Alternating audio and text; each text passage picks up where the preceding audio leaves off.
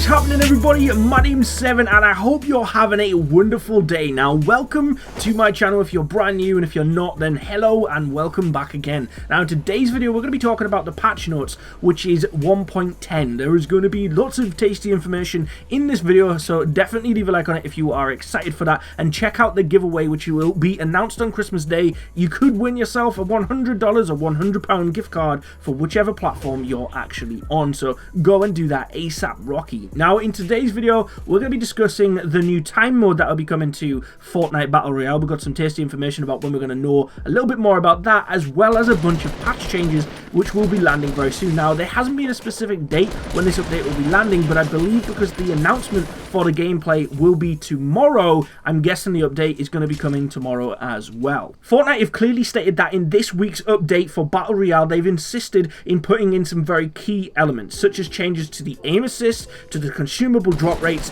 and also bug fixes and performance improvements. The main thing that we can see at this moment in time visually on screen is the new UI. Now if you don't know what UI means, that means user interface, and this is basically going to be the menu for the inventory. Now this is going to be version 2 of the inventory that we're going to be using, and as you can see on screen it is a lot more organized than the current one. This new design is going to make it a lot easier for PC players and console players to be able to throw weapons away, pick up new items, and organize all the items as well. You're going to be able to clearly see what ammo you have, you know, what resources you're carrying, and also what equipment you're carrying, and what each of these items are going to be able to do for you as a player. So I love this layout. It's a lot less complex and it's going to be very easy to shift things around. As for everything else, you're going to have to listen to my voice and see some tasty gameplay in the background as we break everything down and you guys get to hear the latest information. Now if you didn't know, the Game Awards are happening tomorrow on December the 7th at 7 PM PST, so if you are still there and you're around at that time,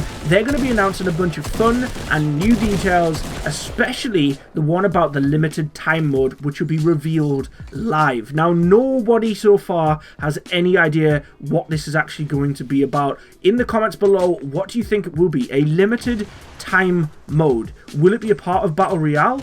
Will it be an extra thing to the current Battle Royale? Will it be a separate mode altogether for players to play and engage in? Will it be a custom mode? I honestly do not know, and it's very interesting because I'm hoping it is a part of Battle Royale, and it has been mentioned around the same patch notes of Battle Royale, so I'm hoping it's clinging on to that, and I believe it probably is. I reckon at the very most it will be a different game mode but following a similar format of Battle Royale that we'll be able to play. Just as a quick note as well, if you're playing the main game in the Save the World, there is Xbox One exclusive heroes as well as PS4 exclusive heroes, so if you're somebody who plays that, hey, you've got some exclusive heroes on that way. Now we know when we're roaming around the map, there's a high chance that whenever you open up a chest, you're going to get bandages. Now this is pretty much a life-saving point and we all appreciate it.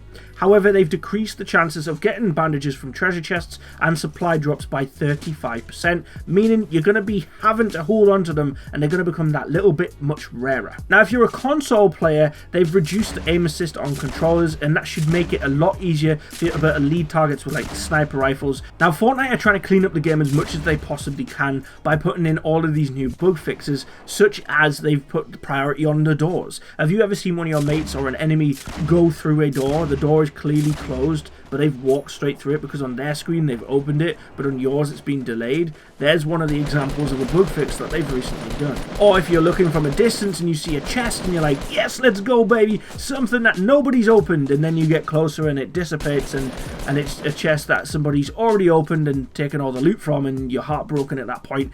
Well, that visual glitch should be gone in this new update. If you ever get killed while jumping, sometimes you do fall through that map and you fall to your death under the ground. Well, that's not going to happen anymore after this. If you were ever downed and you climbed onto a launch pad, you were able to open up a glider. That glitch is fixed, so if you're down but not dead, you're still not going to be able to get a glider, and you're probably going to fall to your death after landing on that actual launch pad, because when you fall from a height, even when you're down, it does accelerate your process of dying. Ever jittered while skydiving down into the map and it's like, what's my character doing? Well, that jitter should be gone. I have this issue sometimes where I try and dance on PC and it just doesn't work. It's almost as if there's a cooldown period and it just fails. Even when I'm tapping it and I'm like, come on man, do your dance moves. Well, there is normally a cooldown period if that dance move does fail, but they've removed that, so you should, if you tap the button that starts the dance, it should start start dancing, there won't be a cooldown period where you could rapidly toggle on and off this dance and it wouldn't do anything until that period was over. Chests that were in attics will no longer spawn any loot on roofs or on the outside of walls. So if anything, for example, there was a house that was over in Pleasant and another house over in Retail where you'd open up the chest below and then the actual loot would go up onto the second floor,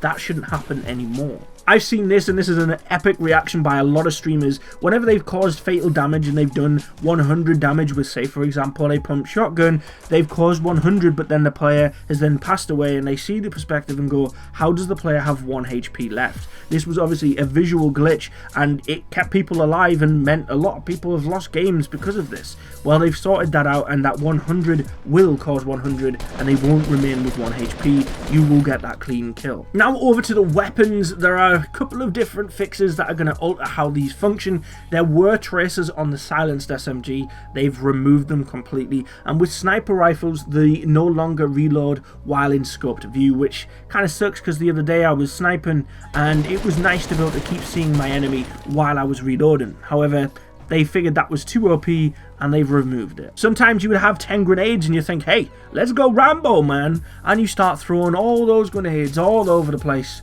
but there is no explosion. Nothing happens. Those grenades just go on their wonderful little wander through the air and land on the ground and nothing. Absolutely nothing at all. Well, they fixed that. This should prevent the grenades from worrying about not exploding. They should explode every single time, so if you have 10, you will have 10 explosions, not just 1 and the rest are just failures. There's been a bunch of different issues that came out with the smoke grenade.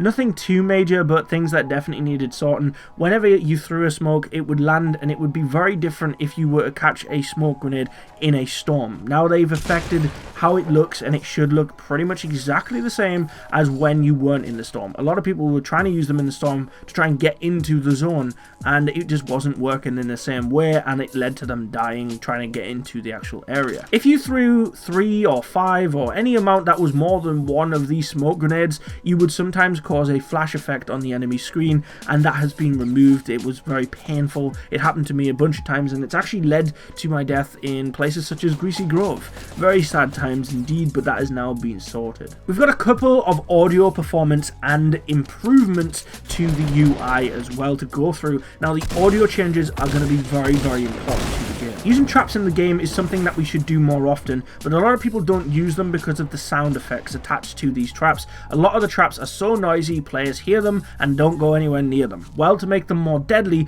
the electric traps now have a reduced volume, and they also have a less frequent sound effect, which basically is going to mean at occasions people are going to find it difficult to hear the traps, or at least a little bit more difficult, and they will walk into your trap and pass away. They've also added a new warning sound that activates when a player approaches a ceiling or a wall trap, so hey, you're going to hear that and that's going to be fun. If you're playing in duos or squads, the teammates' footsteps are now reduced, so you can tell the difference between a teammate and an enemy. That is a big thing, because a lot of the time you're kind of like, I don't know whether I'm safe or not. If someone's not paying attention to the map and they don't really know where their mate is, they could just presume it was their friend right next to them playing in squads. But then you get snuck up and then you get shotgunned. You'll also start hearing different sounds for footsteps on different surfaces such as wood, stone, metal, grass and dirt. So we're all going to have different sounds attached to different areas. So it's going to be pretty cool. Any of you guys that like to scout out new buildings and listen in to see if there's enemies inside, you're going to have an easier time because footsteps are going to be much easier to hear through walls. So there have been plenty of changes to the way that the footsteps and the sounds work in the sense of approaching objects and moving around in the map. They've also added some awesome impact sounds if you fall from a height, or if you survive while falling from a height, you'll also have a terminal velocity sound effect, so that's going to be cool and make that whole falling experience a lot more realistic. So for example, you build up a giant sky roof, or you kind of build some crazy stairway to heaven, you get shot down, you're going to hear that you're going to die because that velocity is going to be crazy. If you're using a sniper, you're going to be heard from a little bit further away now. They've added an extra 70 meters to the gunshot's audio range, meaning people are going to be able to hear you from even further away. Not massively, but that 70 meters will make a difference in many situations and will uncover the location of snipers, I'm pretty sure. There's a bunch of new sounds also being added for the med kit, the shield potion, and the slurp juice consumables. Can't wait to hear them. You've probably seen many clips of people sneaking up on other people using the glider from the launch pad.